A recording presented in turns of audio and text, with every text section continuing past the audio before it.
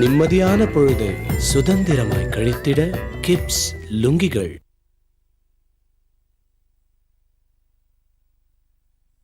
அஸ்ஸலாமு அலைக்கும் வரஹ்மத்துல்லாஹி வபரகாத்துஹு. அன்பர்களே, நண்பர்களே, சகோதரர்களே, தாய்மார்களே, அல்லாஹ் தாலாவுடைய ஹவுல குவத்தை கொண்டு ரமதானை பற்றி பேசக்கூடிய சந்தர்ப்பத்தில் நீங்கள்லாம் அல்லாஹ்வுக்கு ஷுக்கூர் செய்யணும். ஒரு மனுஷன் 40 ஹதீஸை மனனம் செய்திருந்தால் அவர் மீது ஷஃபாத் செய்வது என் மீது கடமை என்று பெருமானார் ஸல்லல்லாஹு சொன்னாங்க. இப்போ வயசு இருக்கா, காலம் இருக்கா, நேரம் இருக்கா, எல்லாம் கடந்து போச்சு. மதரசாவில் போய் ஓத முடியுமா? இல்லை வீட்டில் உட்காந்தாது புஸ்தகங்களை படிக்க முடியுமா? எதுவும் செய்ய முடியாது. இந்த சந்தர்ப்பத்தில் தீனை ஹயாத்தாக்குவதற்காக, உங்களுடைய ஈமான்களை அல்லாஹ் தஆலா புதுப்பிப்பதற்காக, உங்களுக்கு அல்லாஹ் தஆலா மார்க்கத்தை பற்றி சொல்லுவதற்காக, இந்த உம்மத்தின் மீது அல்லாஹ்வுக்கு தனிப்பெரும் கிருபை இருப்பதன் காரணமாக எந்த காலத்திலும் இல்லாத இந்த மாதிரியான video, audio, TV, internet, net எந்த காலத்திலும் கிடையாது, எந்த நபி காலத்திலும் கிடையாது. காரணம், இந்த நபி மேலே இருக்கிற பிரியம், அதன் காரணமாக இந்த உம்மத்தின் மேலே உள்ள பிரியத்தில் அல்லாஹ் குர்ஆனில் சொல்கிறான், ஒவ்வொரு குடிசைக்கும், அதாவது ஒவ்வொரு வீட்டுக்கும் நாம் இந்த தீனை எத்தி வைப்போம். பார்த்தீங்களா? ஏதாவது மூளை இருக்கா நம்மளுக்கு? நானும் சேர்ந்து சொல்கிறேன். எப்போ சொன்ன அந்த வார்த்தையை? இந்த டிவி இருந்துச்சா, நெட்டு இருந்துச்சா, இந்த மாதிரியான கருவிகள் இருந்துச்சா? ஒன்றுமே இல்லாத காலத்தில் சொல்கிறான், எல்லா வீட்லையும் தீனு போயிடும்ட்டான். என்ன, நான் கியாமத்தில் மனுஷன் எப்படியாப்பட்டன்னு கேட்டிங்கன்னா, இவனை பற்றி அல்லாஹ் சொல்கிறான் எப்படியாப்பட்டவன் சொல்கிறான். அவன் லேசான ஆள் இல்லைவன், இவனை பற்றி அல்லாஹ் தெரிஞ்சிருக்கிறான். ஆனால் மனுஷனை பற்றி சொல்லுவோம், குலிகல் இன்சான லைஃபா. பார்த்தீங்களா? ரொம்ப பலகீனமான மனுஷங்கிறான் அல்லாஹ். இவன் என்னமோ பராக்கிரமசாலி நினச்சிட்டு இருக்கிறான். ஒரு இடத்துல அல்லாஹ் சொல்லி காட்டுறான், நீ சாப்பிட்டுட்டு இருக்கும்போது முன்னால் இருக்கிற ஆகாரத்தில் ஒரு பிட்டை எடுத்துகிட்டு ஒரு ஈ பறந்தால், ஒரு கொசு போயிட்டா, நீ அதை பிடிப்பியா? உன்னால் பிடிக்க முடியுமா? ஒரு சுற்றிக்கிட்டு இருக்கும், நீ மறுபடியும் சாப்பிட, மறுபடியும் ஒரு பிட்டை எடுத்துகிட்டு போனால் நீ பிடிப்பியாத? அந்த ஈயை பிடிக்கிறதுக்கு உண்டான தகுதி இல்லை, அது உன்னை விட்டு ஓடுது. நீ என்ன அவ்வளோ வேகமாக சொல்லிட்டு இருக்கிற? ஒரு அறிவாளின்னு சொல்கிற. ராத்திரியில் நம்ம சொல்கிறோம் கொசு கடிக்குதுன்னு சொல்கிறாங்க, பார்க்குறோம். அந்த கொசு கடிக்கிற சந்தர்ப்பத்தை யோசனை, எங்கள் சர்க்கார் இருந்தாங்க, ஹயாத்தா இருந்தாங்க. அப்போ ஆடுதர்ன்ற ஊரில் நான் பயான் செஞ்சுட்டு இருக்கிறேன், மகரிபுக்கு இஷாவுக்கு இடையில. அப்போ கொசு ரொம்ப கடுமையாக கிடைக்குது. ஏன்னா ஃபைலேரியா, யானைக்கால் கொசு அங்கே இருக்குதுன்னு சொல்லிட்டு பரவாயில்லான பேச்சு. இப்போ இல்லை. நான் கீழே குனிஞ்சு அந்த கொசு அடித்தேன். அப்போ எங்கள் சர்க்கார் சொன்னாங்க, என்னப்பா அடிக்கடி கீழே குனிஞ்சு கொசு அடிச்சுட்டுக்கிறேன்னாங்க. சர்க்கார் கடிக்குதுன்ற. அப்படியா? அல்லாஹ்வுக்கு சுக்குர் செய்ப்பா. பார்த்தீங்களா? இந்த கொசு கடிச்சா யார் சுக்குர் செய்வா? யாராவது தேங்க்ஸ் சொல்லுவான கொசு கடிக்கு? யானைக்கால் வர பயங்கரமான கொசுலாம் இருக்குது, மலேரியா காய்ச்சல் வர கொசுலாம் இருக்குது, டெங்கி காய்ச்சல் வர கொசுலாம் இருக்குது. அதில் போய் யாராவது போய் சுக்குர் செய்வாங்களா? அது அவங்க அறிவாளி அந்த வார்த்தையை சொல்கிறாங்க. நமக்கு அந்த அறிவு இல்லாதனால, சிந்திக்க முடியாதனால நம்ம சொல்லலை, நமக்கு தெரியல.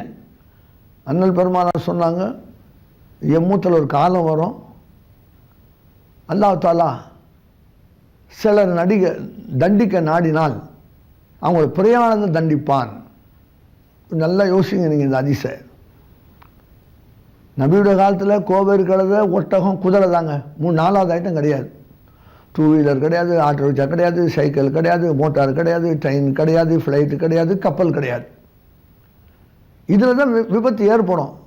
ஓட்டோ மோதிக்கிட்டாக்கா ஆக்சிடெண்ட் ஏற்படும். கோவேறு கழுதை மோதிக்கிட்டாக்கா, குதிரை குழந்தை மோதிட்டாக்கா என்ன ஆக போகுது? இதில் உயிர் சேதங்கள். அப்போ இப்போ அல்லாஹு அக்பர், டிவி திறக்க முடியல, பத்திரிக்கை பார்க்க முடியல, இங்கே பார்த்தாலும் விபத்துகள், கோர விபத்துகள். பார்த்தோன்னு மனசில் ரொம்ப சங்கடமாக இருக்குது. ஆனால் இப்படி காரு வரும், வேன் வரும், ரயில் வரும், கப்பல் வரும், விமானம் வரும், டூ வீலர் வரும், ஆட்டோ ரிக்ஷா வரும், இதில் விபத்து ஏறும்னு சொல்லி ரசூலுல்லாஹ் சொல்லலை. ஒருவரை அல்லாஹ் தண்டிக்க நாடினால் பிரயாணத்தில் தண்டிப்பான். பார்த்தீங்களா? தண்டிக்கிறதுக்கு எத்தனோ வழி வகை இருக்குது அவனுக்கு. அன்றைக்கி ஒரு பிள்ளை, ஒரு 8 மாத குழந்தை நினைக்கிறேன், திருவாரூர் மாவட்டத்தில் அழுதுச்சு. பாட்டிலில் பாலை கரைச்சி வாயில் வச்சுட்டு அடுப்படிக்கு போயிடுச்சு. வந்து பார்த்தா புள்ள மௌத்தா கிடக்குது, புறையேறிடுச்சு. பார்த்தீங்களா? இது போதாதா? இவர் காரில் லாரியோட மோத ஒண்ணுமா? என்னங்க, நின்றுக்கிட்டே இருந்தார், பேசிகிட்டே இருந்தாருங்க, திடீர்னு போயிட்டாருங்கிறான். அதனால ஒரு விபத்தில் தான் அவனை மௌத்தாக்கணும்னு அவசியம் இல்லை. அது என்ன கருத்தில் அவங்க சொல்கிறாங்க பெருமானார் ஸல்லல்லாஹு அலைஹி வஸல்லம், உல்லாசமாக எதையோ பாட்டை போட்டு கேட்டுக்கிட்டு, படைச்ச ஆண்டவனை மறந்து, கடவுளை மறந்து, தான் தோண்டித்தனமாக பேசிக்கிட்டு, குடிச்சிக்கிட்டு, கல் சாராயம் குடிச்சிக்கிட்டு, போதையை ஏற்றிக்கிட்டு, உயிர் மேலே கவலையெல்லாம் போய் குடும்பமே போச்சுங்கிறான். அல்லா நவமக்கும் சுபாத்தா அல்லா அப்படி சொல்லலாம். பாருங்க, குரானை பாருங்க, திருமறையில் 6666 ஆயத்தில் ஒரு வசனம் எப்படி சொல்கிறான், அல்லா நவமக்கும் சுபாத்தா, அல்லாஹு அக்பர். காரணம் மசா இல்லைங்க. இப்போ ஒரு பிள்ளை மலேசியாவில் வந்தாங்க, ராத்திரி போகிறாங்க, பிரியாணின்னு சொன்ன வாந்தி எடுக்குது. ஆனால் சர்க்கார் வானா அப்படின்னு கெஞ்சிச்சு. 2 பிரியாணி வாங்கி கொடுத்த பிறகு நேற்று ஏர்போர்ட்டு போகிற வழியில் இன்னைக்கு புகாரில் பிரியாணி வாங்கி கொடுங்காங்குது. டைம் இல்லை. நேராக ஏர்போர்ட்டு ஏற்றி விட்டாச்சு. போய் இறங்கி ஃபோனில் சொல்லுது, அந்த பிரியாணி ரொம்ப ஆசையாகுது. இப்போ அந்த பிரியாணி என்னான்னு தெரியாமல் அது மறுத்ததுனால அதோட டேஸ்ட்டு புரிஞ்சு போச்சு. புரிஞ்ச உடனே ஏர்போர்ட்டு போகிற வழியில் கேட்குது, எங்களுக்கு டைமும் இல்லை, டிராஃபிக் இருக்குது. நேற்று தான் சொல்கிறேன், ஃப்ளைட்டில் போகுது மாதத்தில். அங்கே போய் சொல்லுச்சு, அது வரைக்கும் நான் 19 வயசில் சாப்பிடவே இல்லை, இவ்வளோ பிரமாதம் இருக்குது அப்படின்னு ஒரு கருத்து. எதை இது உங்களுக்கு முன்னால் இது சொல்கிறேன், அந்த டேஸ்ட்டு இல்லாத வரையில் உங்களுக்கு அது லைக்காத மனசு. கொட்டாய் விட்டு தொழுகிறான், நோன்பு வச்சுக்கிட்டு எப்படா இஃப்தார் போகணும்னு நினைக்கிறான், சோம்பேறித்தனமாக அடுப்படியில் போய் பார்த்துட்டு இருக்கிறான், மகரிபு பாங்க சொல்லி சலான் சொல்லணுன்னு அஸ்தபுல்லா சொல்லாமல் இடியப்பத்து வையுங்கிறான். என்ன அவ்வளோ என்ன அவனுக்கு பற்றி தாக்கம் இல்லாதது? நீ நம்ம நோம்பாளி வச்சுட்டு நோம்பு வச்சுட்டு அல்லாவிட்ட பிற தாவா செய்கிற இதை அவன்கிட்ட எதிர்பார்த்துட்டு கேட்குற. உன் நோம்பு அல்லா ஏற்றுக்கிட்டானான்னு முந்தி அதை பார்க்கணும் இல்லைங்களா? பேப்பரில் போட்டிருந்தாங்க, மகாராஷ்டிரா மாநிலத்தில் ஒரு 3 வயசு குழந்தை நோம்பு வச்சுருந்துச்சு. 30 நோம்புங்க, 1 வயசுக்கு 10, 30 நோம்பு வச்சு அந்த பிள்ளை இருந்துச்சு. இப்போ அவர் காமிச்சாங்க. அது மூலம் நோம்பு கடமை கிடையாது, 10 வயசுக்கும் கடமை இல்லை, 12க்கும் கடமை இல்லை. அப்படி இருக்கும் பட்சத்தில் அது ஆசையாக வைக்கிது. அந்த 3 வயசு புள்ள நோன்பு வச்சுட்டு தடகாத்தனமாக இருக்குது. 30 வயசு ஆள் நோன்பு வச்சுட்டு கீழே பிறண்டு உருண்டு சுருண்டுச்சுன்னு விடுறான். என்ன காரணம்? காரணம் என்னங்க, அந்த குழந்தை வச்ச உடனே ஆண்டவன் மேலே பக்தியை போட்டுச்சு.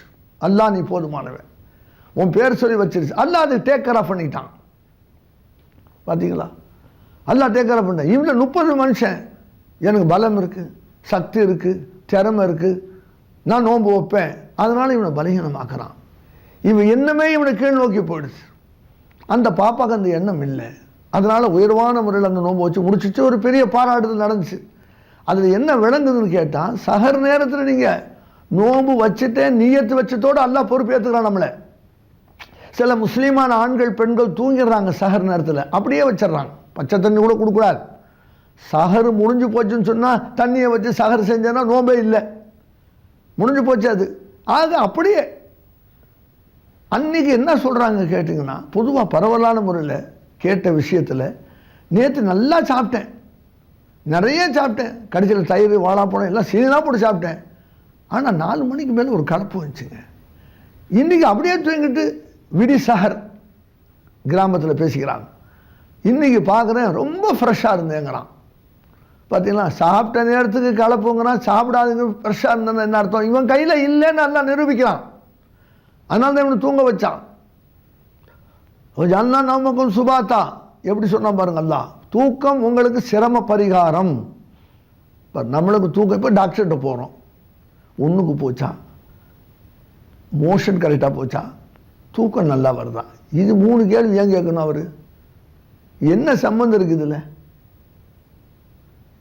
தூக்கம் வருதான்னு கேட்குறாரு. தூக்கம் சரியில்லையா நோட் பண்ணிக்கிறார், 1க்கு 2 சரியில்லையா நோட் பண்ணிக்கிறார். பிறகு எல்லா செக்கும் பண்ணுறாரு. எடுத்ததோடு இந்த 3 கேள்வி கேட்குதுன்னு அர்த்தம். பார்த்தீங்களா, இதை நபி எப்படி காட்டுறாங்க பாருங்க.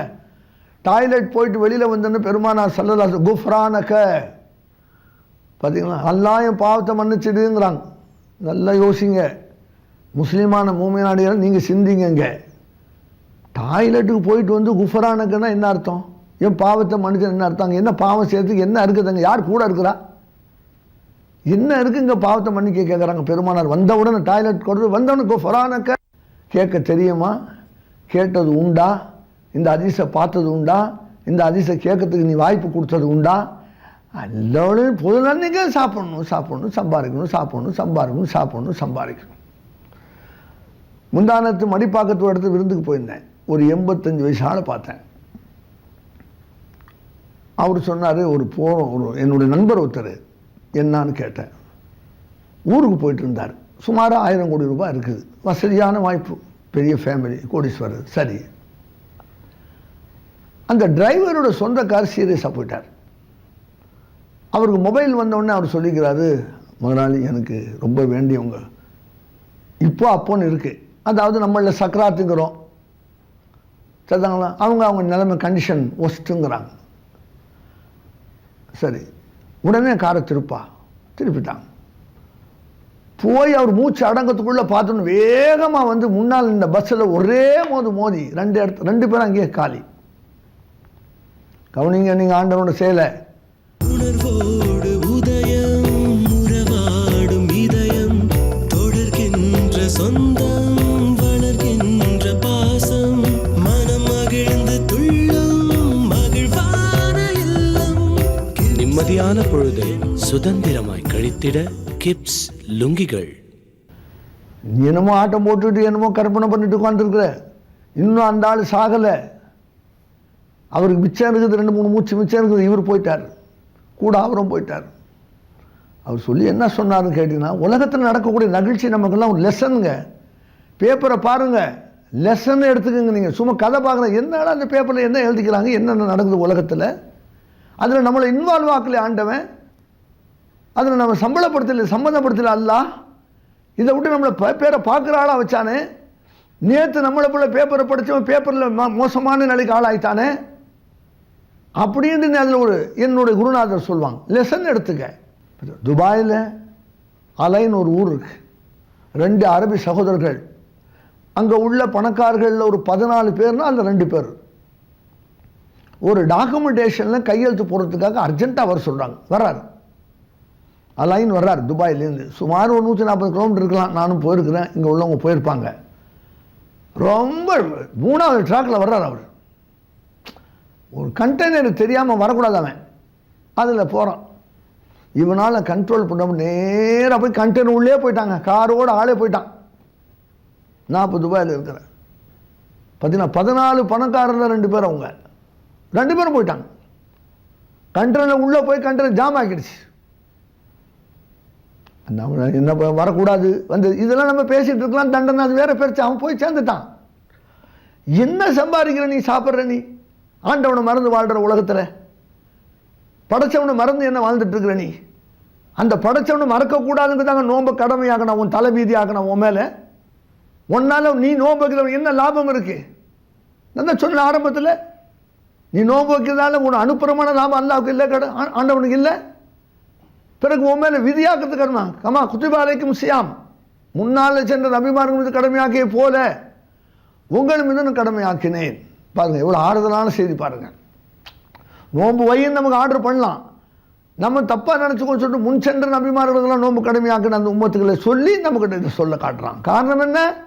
அந்த நோம்பில் உங்களுக்கு எனக்கு எவ்வளோ பலன் இருக்கு, அந்த கட்டுப்பாட்டில் நமக்கு எவ்வளோ நன்மை இருக்கு, எவ்வளோ பெரிய கிருபை இருந்தால் அல்லாஹ் அதை செஞ்சுருக்கான்னு பார்த்து நம்மளுக்கு இந்த வருஷம் வாய்ப்பு கொடுத்தானே, நம்ம நோன்பு வைக்கிறோமே, இந்த முழு நோம்பை அல்லாஹ் பாக்கியமாக்கி தந்தானே அப்படின்னு சொல்லிட்டு அதன் பக்கம் நம்ம கவனத்தை செலுத்தி சுக்ரியா அல்லாஹ்வுக்கு நன்றி சொல்லி இந்த வருஷம் எனக்கு நோன்பு வைக்கிறதுக்கு கிருபை செய்ய அல்லாஹ், அந்த மாதிரி நன்றி செய்து அதோட அருளை பெற்று நம்ம அந்த நோன்பை வைக்கிறதுக்காக அந்த நோன்பு நம்மளை தொடுது.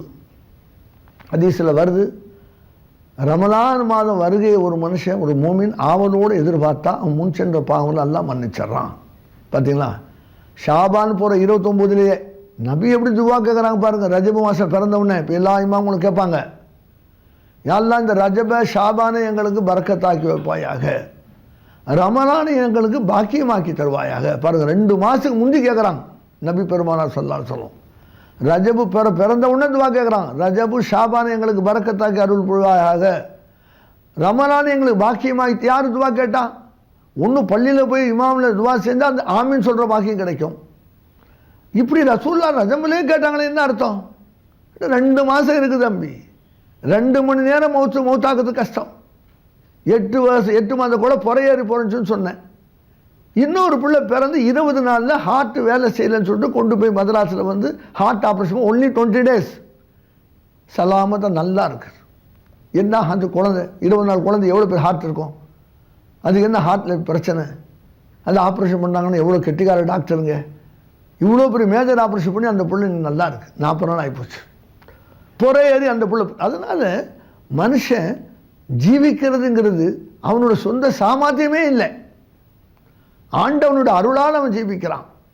அந்த மாதிரி ஜீவிக்கக்கூடிய அடியானுக்கு நல்ல சந்தர்ப்பங்களை தந்து வருஷத்தில் 30 நோன்பு அல்லது 29 நோன்பு, இந்த நோன்பை கடமையாக்குறது நோக்கம் என்னான்னு புரிஞ்சுக்கணும். நீங்கள் நம்ம பாவங்களை மன்னிக்க சந்தேகம் இல்லை. நோன்பு, தொழுகை, ஜக்காத்து, ஹஜ்ஜு எல்லாமே நம்முடைய பாவங்களை மன்னிக்க, இதெல்லாம் நம்ம பாவங்களை மன்னிக்கக்கூடியதாக இருக்கிறது. பார்த்தீங்களா எவ்வளோ பெரிய கிருபை அல்லாஹ் தஆலா செய்கிறான். இதோடைய ஒரு ஹதீஸ் சொல்கிறாங்க பெருமானார் ஸல்லல்லாஹு அலைஹி வஸல்லம் மிஷ்காத்தில், சஹாபாக்களை தொழுகை கொண்டு, நோன்பை கொண்டு, ஜக்காத்தை கொண்டு, ஹஜ்ஜை கொண்டு மன்னிக்க முடியாத பாவங்கள் இருக்குது. கொஞ்சம் நோட் பண்ணி வச்சுக்கோங்க. யாரோ கேட்குறாங்க, ஓசியில் பயான்னு கேட்கறதுக்குள்ள நோட் பண்ணாது என்ன அர்த்தம்? அது 5 பைசா நீ செலவு பண்ணல, உன் வீட்டில் இருக்கிற டிவியை வச்சுட்டு பார்த்துட்டு இருக்கிற உல்லாசமான முறையில். ஊர் தேடி வருது, ஒரு கல்யாண விருந்துன்னு கொடுத்துட்டாக்க அதுக்கு புது சட்டை, புது கைலி, புது துப்பி போட்டு சாப்பாடுக்கு ஓடுற, அந்த சாப்பாடு ஒத்துக்கலாம், ஒத்துக்காமல் போகலாம், கொலஸ்ட்ரால் வரலாம், சுகர் ஏறலாம், பிபி வரலாம். இது இருக்கிற வியாதியை போக்கக்கூடிய பயான், உன்னை காப்பாற்றக்கூடிய பயான், உன்னை ஹலாக்க விட்டு காப்பாற்றக்கூடிய பயான், உன் மனைவி மக்களை காப்பாற்றக்கூடிய பயான், உன் வீட்டில் ஒழுக்கத்தை காட்டக்கூடிய பயான், அலங்கோலமான வீடா அலங்கரிக்கக்கூடிய பயான். நான் என் பயானை சொல்ல, பொதுவாக பயானுங்கிறது அதுதான். அது கொஞ்சம் யோசிக்கணும் இல்லையா? என்ன காரணம்? எப்படி நமக்கு கொடுக்குறாங்களா? எப்படி வந்து காட்டுது? இதை கொஞ்சம் கவனிச்சுங்க, நல்லா புரிஞ்சுக்கிட்டு நீங்கள் செயல்படுங்க. அதை அப்போ ரப்புல் ஆலமீன் ஒவ்வொரு மூமினுக்கும் ஒரு வாய்ப்பை தர்றான், ஒரு சந்தர்ப்பத்தை தர்றான். பெருமானார் ஸல்லல்லாஹு அலைஹி வஸல்லம் பகல் நேரத்தில் ஒன்று மௌத்து பிடித்தால் ஆச்சரியப்படாது, இரவு நேரத்தில் ஒன்று மௌத்து பிடித்தால் ஆச்சரியப்படாது. பார்த்தீங்களா, பகலோ இரவோ உங்களை அது பிடிக்கலான்ட்டாங்க நபி ஸல்லல்லாஹு அலைஹி வஸல்லம். ஆக இவ்வளோ எச்சரிக்கைக்கு மத்தியில் உலகத்தில் நடக்கக்கூடிய சம்பவங்களை பார்த்த பிறகு கூட இந்த ரமலானை நமக்கு நசீபாக்கி தந்தானே என்ற ஒரு ஆசையில் ரமலானுடைய மாதத்தை அவளோடு எதிர்பார்க்கிறோடைய முன் சென்ற பாவங்கள் எல்லாம் மன்னித்து விட்டான். பார்த்தீங்களா, இப்போ ரமலானை என்ன செய்ய போகிறார்? ரமதான் அப்படின்னா என்ன அர்த்தங்க தமிழில்? கரிக்குதல், சுட்டு கரிக்குதுங்கிறாங்க. பார்த்தீங்களா, வெயிலுடைய கொடுமை தாங்க முடியலங்கிறான், ஆனால் பறக்குதுங்கிறான். இப்படி ஒரு வார்த்தையை புழங்குறாங்க, கடுமைக்கு கொட்டி தீர்த்தடிச்சுக்க மழை அப்படி. இப்போ ரமலான்னு சொன்னால் கரிக்குதல், எரிக்குதல்.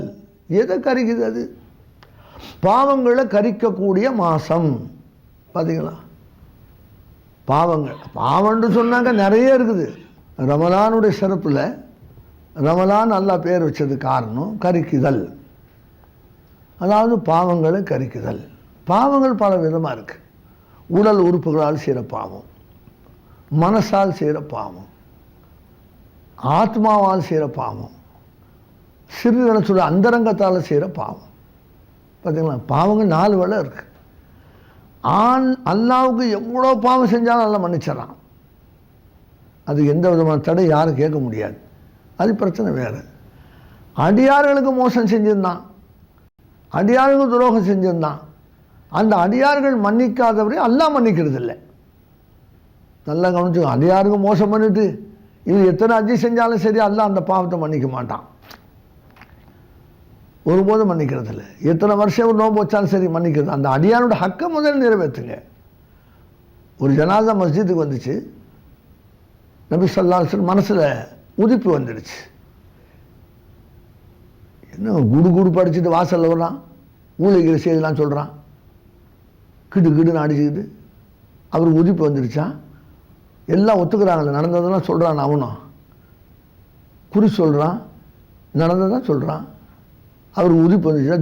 தெய்வீக உதிப்பு வந்துச்சா அவருக்கு? எப்படி பேசுகிறாரு அவர்? குறி கேட்கறனுடைய 40 நாள் வணக்கம் அல்லாஹ் தஆலா எடுத்துட்றான்னு சொல்லி ஹதீஸில் வருது. அவன் எப்படி சொன்னாங்க? பெருமானாருக்கு உதிப்பு வந்துச்சுன்னு யோசிக்கிற, உதிப்பு வருது. உதிப்பு அல்லாஹ் ஃபல்லஹமா ஃபுஜூரஹா வ தக்வாஹா சொல்கிறான் பாருங்க. அல்லாஹ் வஷம்சி சூறால கல்வை நீங்கள் பரிசுத்தமாக வைங்க, அல்லாஹ் நல்லது எது கெட்டது என்று உங்களுக்கு உணர்த்துவான். அப்படி நபி ஸல்லல்லாஹு அலைஹி வஸல்லம் உதிப்பு வந்துச்சு. என்ன இப்படி வந்திருக்கு, என்ன காரணம் தெரியலையே. அப்போ அந்த உதிப்பு வந்தோன்னா அதை எடுத்து சொல்கிறாங்க. இப்படி செயல்படுங்க, இப்படி நடந்துக்குன்னு சொல்கிறாங்க. அப்போ அந்த உதிப்பு வரக்கூடிய நேரத்தில் அதை வெளியாக்கி கொடுக்குறாங்க. அதை இல்ஹாமுங்கிறோம், அது வஹீங்கிறோம், ரெண்டும் இருக்குது அதில். அதனால் பெருமானார் ஸல்லல்லாஹு அலைஹி வஸல்லத்துக்கு அல்லாஹ் தஆலா அவர்கள் என்னோட வஹீ இல்லாமல் பேசுறதுல ஒரு சிறப்பையும் கொடுக்குறான். அவங்க சொந்த நஃப்ஸுக்கு எதையும் பேசலே அப்படின்னு அல்லாஹ் சொல்லி காட்டுறான். அவங்க பேசுறதெல்லாம் என் வஹீயை கொண்டு தான். பார்த்தீங்களா, ஒன்று ஜிப்ரீல் மூலமாக, ஒன்று நேரடியாக அல்லாஹ்வே அவங்கள்ட்ட பேசுகிறான். ஹதீஸ குதுஸிங்கிறது அதுக்கு. குர்ஆன் பூராவும் ஜிப்ரீல் மூலமாக வந்தது, அது வஹீன்னு சொல்கிறோம். அவங்களுக்கு உதிப்பு வரும்போது அந்த உதிப்பை வெளிப்படுத்தி காட்டும் போது யாரும் அதை மறுக்க முடியாது, மறைக்கவும் முடியாது, ஒழிக்கவும் முடியாது. ஒன்று நம்ம சிந்திக்க கடமைப்பட்டிருக்கிறோம். ஒவ்வொரு விஷயத்தில் நம்ம ஆணித்தனமாக நினைக்கணும். என்ன விஷயங்கள், என்ன நடக்குது, ஏது நடக்குது அப்படின்னு சிந்திக்கும் போது நம்ம வாழ்க்கையில் ரொம்ப பெரிய பலன்களை பெறுவோம். முத்தஃபக்கிராயிடுங்கிறாங்க, சிந்தனையாளராக நீங்கள் ஆகுங்கள் அல்லாஹ் சொல்லி காட்டுறான். வானத்தை பாருங்கள் சொல்ல, வானத்தை பார்த்து சிந்தியுங்கள் சொல்கிறான். கடலை பாருங்கள், கடலை பார்த்து சிந்தியுங்கள். மலையை பாருங்கள், மலையை பார்த்து சிந்தியுங்கள். மரம் செடி கொடிகளை பாருங்கள், பார்த்து சிந்தியுங்கள். எப்படி வந்துச்சு, எங்கேருந்து வந்துச்சு, எப்படி உருவாச்சு. அப்போ பெருமானார் ஸல்லல்லாஹு அலைஹி வஸல்லம் ரமலானுடைய அர்த்தத்தில் கரிக்குதல், பாவங்களை கரிச்சிருது. அதான் அடியாளுக்கு செஞ்ச பாவம். அப்போ இந்த ஜனாசா வந்தோன்னு நபி ஸல்லல்லாஹு அலைஹி வஸல்லம் கேட்டாங்க சஹாபாக்களை பார்த்து, இவர் எதுவும் கடன் பட்டிருக்கிறாரா? ஒரு மனுஷன் கடன் வாங்கினா எல்லாருக்கும் தெரியுதா செய்ய பெரும்பாலும். இப்போ குறைஞ்ச ஜனத்தொகை தானுங்களே. அப்புறம் யார் சொல்ல கடன் பட்டிருக்கிறாருண்டா. அப்போ நான் இவங்க ஜனாசா தொழுவ மாட்டேன்ட்டாங்க. நபி அவங்க தொழில்னு சொன்னால் சித்திக்கு அப்புறம் போவாங்களா? உமர் கத்தா போவாங்களா? யார் போவா? ஜனாதா இருக்குது. ஜிப்ரீல் இஸ்லாம் வந்தாங்க. யார் சொல்லலாம் எல்லாம் உங்களுக்கு சலான்னு சொன்னான். என்ன செய்யுதுன்னு கேட்டாங்க. இவர் கடனை நான் அடைச்சிட்டேன்டாங்க. அப்படியா? உடனே தக்பீர் கட்டாங்க. விஷயத்தை அப்புறம் கட்டிக்கலாம். ஏன்னா கொம்மூறு புள்ள வயசுக்கு வந்தோன்னு கட்டி கொடுத்துடணும்.